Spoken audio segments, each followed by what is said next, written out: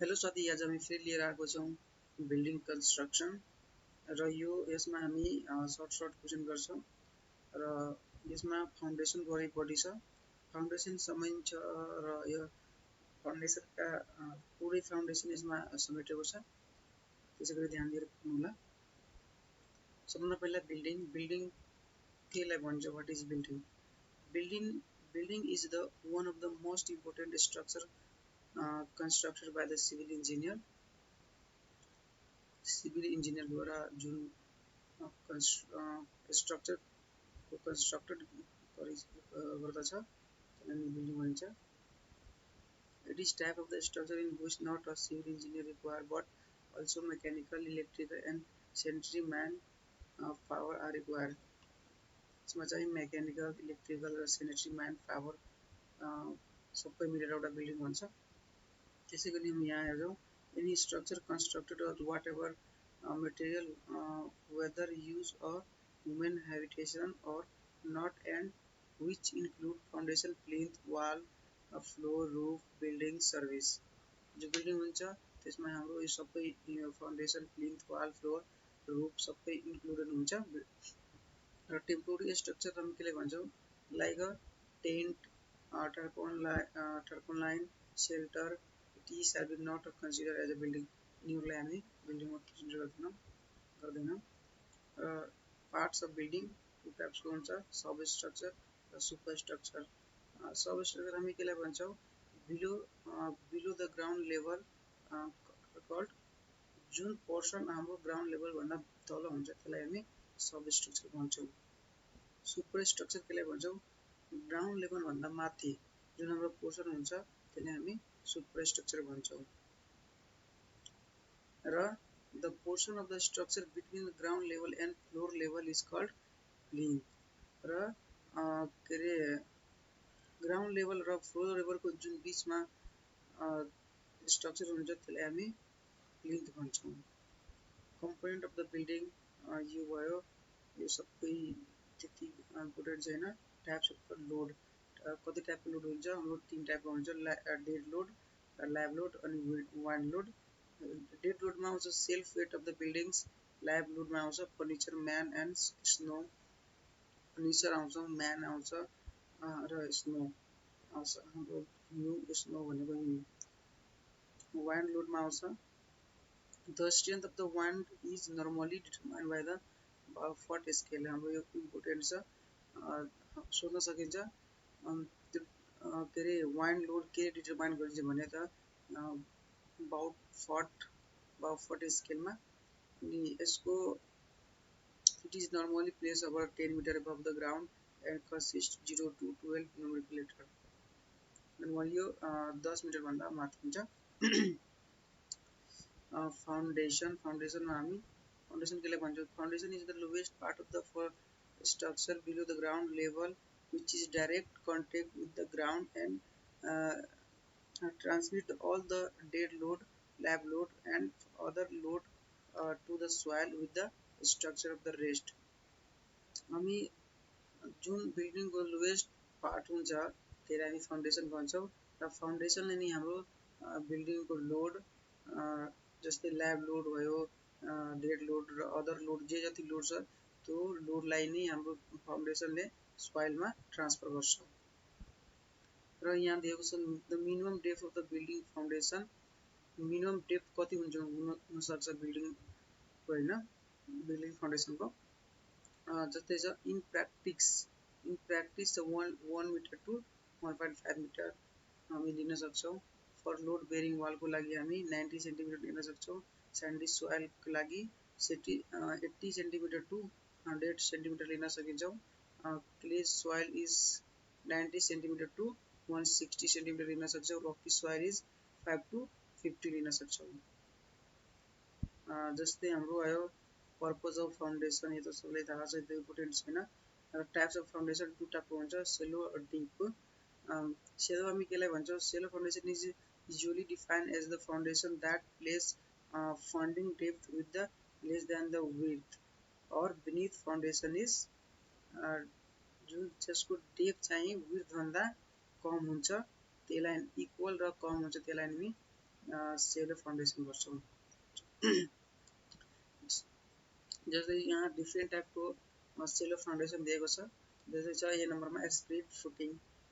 Split footing केलाई भन्छ? Split footing is the one of the support either on column or one wall, जसमा चाहिँ one कलम र एउटा वाल हुन्छ, त्यसलाई हामी स्प्लिट फुटिङ भन्छौँ। जस्तै हामी यहाँ फिगर पनि छ, त्यसै हामी कलमको लागि गर्छौँ।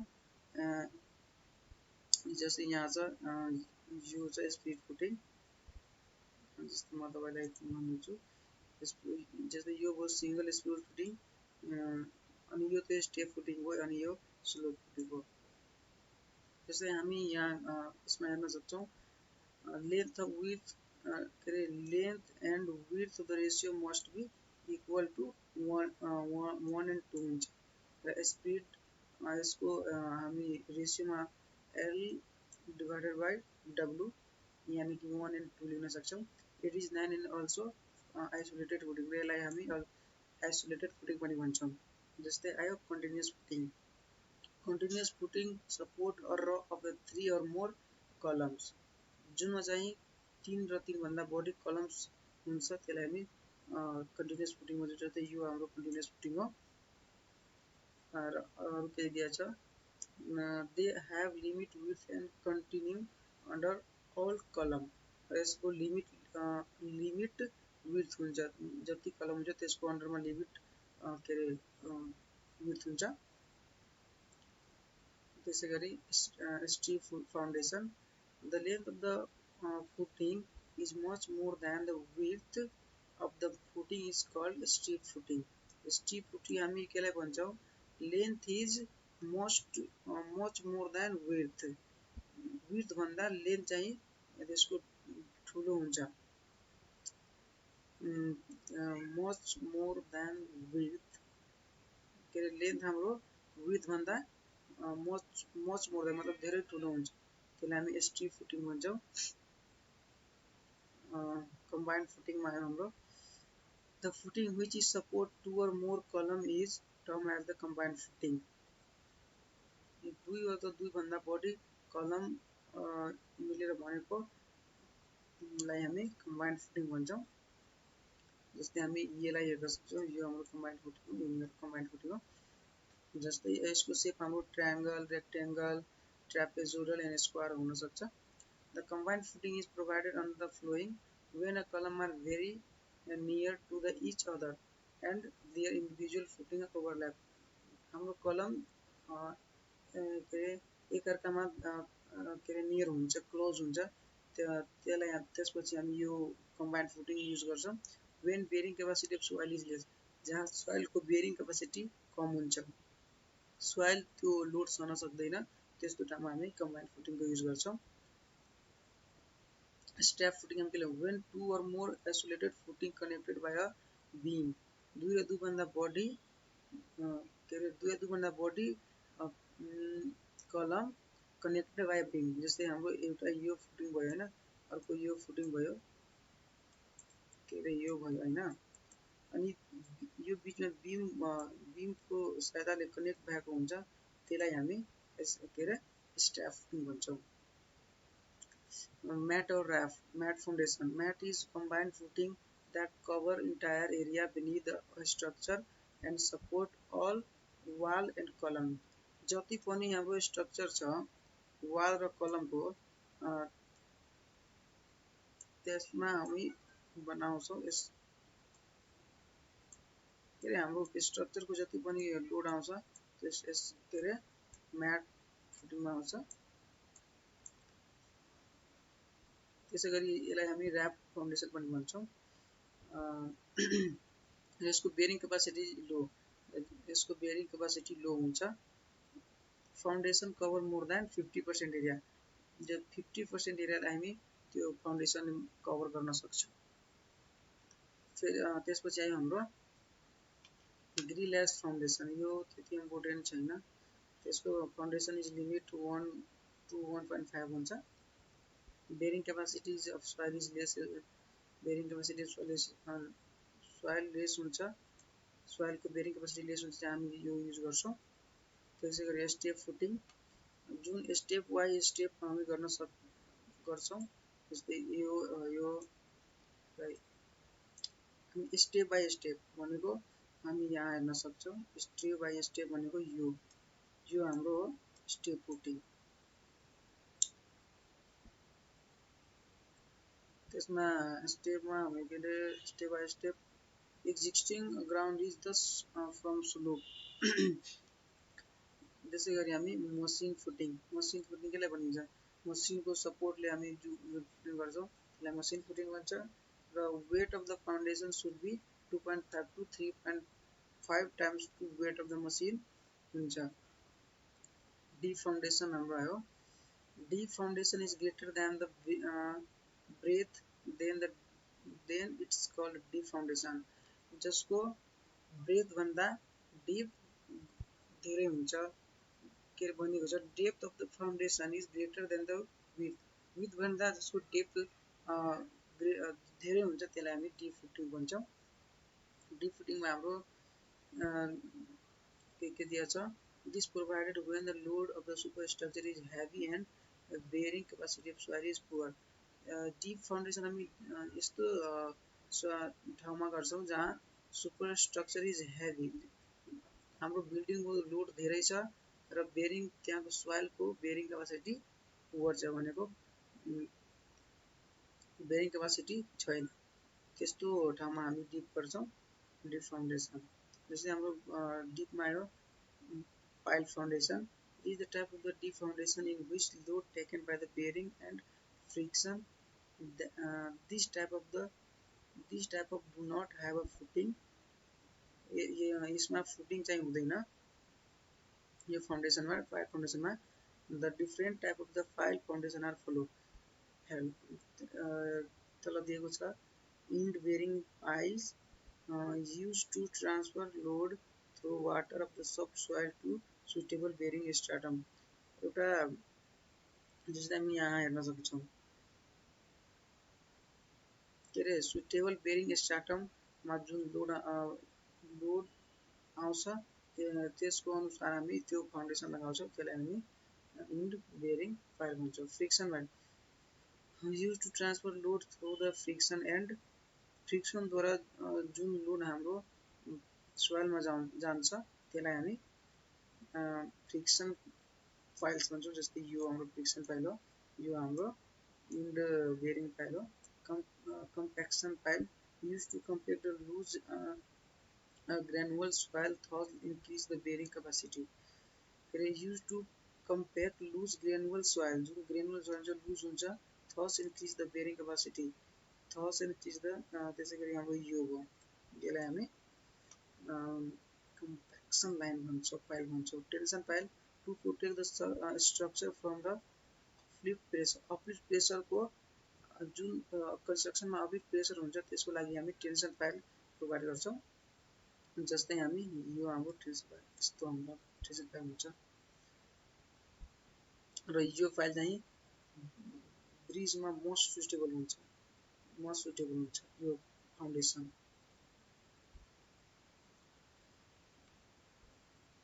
जस्तै यो well or caisson pile foundation यो त्यति इम्पोर्टेन्ट छैन डाइरेक्सन यो पनि important छैन the different type of the well cousin and foundation जस्तै ओपन cousin हुन्छ त्यो it is open at top and bottom during the construction such as the cousin and cousin open cousin जुन हाम्रो open top बाट open हुन्छ र bottom बाट पनि त्यो ओपन हुन्छ त्यसलाई हामी ओपन क्यासल भन्छौं close castle त्यसलाई भन्छौं where a bearing system is available shallow and change of the erosion how below the foundation र close top and open bottom and contain working chamber which is pressure greater than atmospheric pressure यसको pressure चाहिँ atmospheric pressure भन्दा धेरै हुन्छ pneumatic cousin पनि important छैन box cousin आयो हाम्रो box cousin close the bottom and open the top त्यो बटम बाट क्लोज हुन्छ र ओपन बाट खुलेको हुन्छ त्यसलाई हामी बक्स cousin भन्छौं र यसको चाहिँ कन्स्ट्रक्सन लो, यसको लो कन्स्ट्रक्सन हुन्छ। त्यसै गरी हाम्रो आयो पायर। त्यसै गरी हाम्रो हामीले पाइल भनेको हाम्रो पाइल बनाएको यो सेन्टरलाई हामी पाइल भन्छौँ।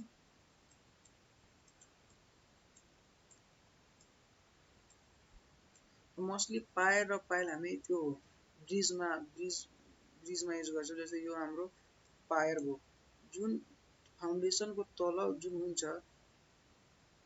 जस्तै यो हाम्रो पाइल क्याप हो, यो फायर क्याप हो। यो फायर क्यापको तल हुन्छ त्यसलाई हामी पाइल भन्छौँ, र जुन ब्रिजको माथिको भाग हुन्छ त्यसलाई हामी पायर भन्छौँ। यहाँ दिएको छ pier foundation. It is the type of the deep foundation in which load taken by bearing. जुन बेरिङमा लोड लिन्छ त्यसलाई हामी पायर भन्छौँ। A pier foundation is collection of the large diameter cylindrical column. The pile is support the structure and transfer the large superposed load to the hard strata below. This is also known as the post foundation. The pier line also post foundation पनि भन्छौँ। It is especially used for the bridge foundation as a column or pillar. हामी specially यसलाई ब्रिजमा column र पिलरको रूपमा use गर्छौँ। Suitability of the pile foundation. Grillage foundation hard ऱ्याप एन्ड नट सिबल के ट्रान्सफर हेभी लोड केही इम्पोर्टेन्ट छैन। त्यही हाम्रो के अरे foundation of black cotton soil अलिक कति इम्पोर्टेन्ट छ यसको बारेमा पढौँ। Black cotton soil has character of stick of the shrinkage and swelling due to the moisture of movement through them. Black cotton soil हामी जुन नर्मली हाम्रो के अरे जुन हाम्रो पाउड हुन्छ, पोखरा हुन्छ, पोखरी, त्यो सुकेपछि त्यसमा जुन माटो हामी हेर्छौँ त्यसलाई हामी ब्ल्याक कटन सोइल भन्छौँ। During rainy season moisture penetrate into the soil and swelling occur in the unexpected way during season of the moisture. जब हामी पानी सुकाएपछि त्यो त्यस्तो माटो हुन्छ जसमा हाम्रो के अरे माटो आफै फुल्छ क्या, त्यसमा पानीको मात्रा आएपछि त्यो स्वेलिङ हुन्छ, त्यस्तोलाई हामी ब्ल्याक कटन सोइल भन्छौँ। During summer season moisture move out the soil consequently the shrinkage. This shrinkage crack sometimes also known as the tension crack.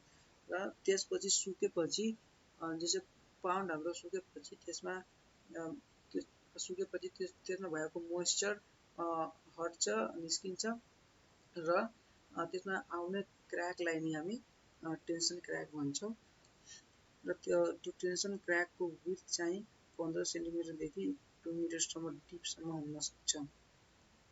Width 15 centimetre र डिप चाहिँ 2 मिटर हुन सक्छ। The bearing capacity of this soil varies 5 to 15 time per metre square. In case of the construction of black cotton soil flowing procedure is adapted. In case हाम्रो के अरे black cotton सोइलमा construction गर्नु पऱ्यो भने हामीले remove the whole black cotton soil replacing the poor soil. हामी त्यहाँबाट सबै जति पनि ब्ल्याक कटन भएको सोइल छ त्यसलाई रिमुभ गर्ने र त्यहाँ पुवर सोइल रिप्लेस गर्ने। इन्क्रिज द कङ्क्रिट ग्रेड, र कङ्क्रिट ग्रेड हामी इन्क्रिज गर्छौँ। Increase the depth of the foundation, र हामी त्यहाँ फाउन्डेसनको डेप्थ पनि इन्क्रिज गर्छौँ। Increase the depth of the breadth and fill the sand murrum soil and around and beneath the footing. हामी के अरे फाउन्डेसनको वरिपरि र फाउन्डेसनमा हामी के अरे स्यान्ड र मुर्रम सोइल जस्तो मटेरियल हामी युज गर्छौँ। आजलाई यति। ओके साथी, हाम्रो च्यानललाई सब्सक्राइब गरिदिनु होला। ओके।